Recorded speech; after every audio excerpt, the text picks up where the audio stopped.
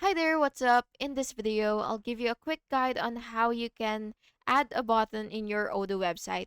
So, of course, you have to make sure that you're already on the website module or app. And once you're here, what you will do is click Edit, which is right here. And now, what you will do is you will just have to select button from the content black options. And yeah, you could choose anything you want actually. And yeah, for example, this button right here, you'll just have to drag it to whatever you want to put it. And so now what you will have to do is just enter the button text, and you could set the URL or action that you want the button to perform.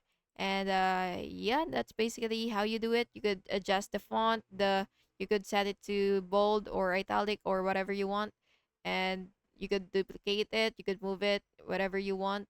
And this is, by the way, your you could edit it.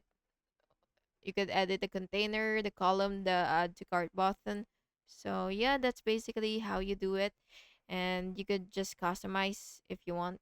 And finally, click save if you're already satisfied. And yeah, that's basically how you do it. Thank you so much for watching this video, and I really hope it was helpful for you. And if it was, please make sure to like and subscribe for more videos like this.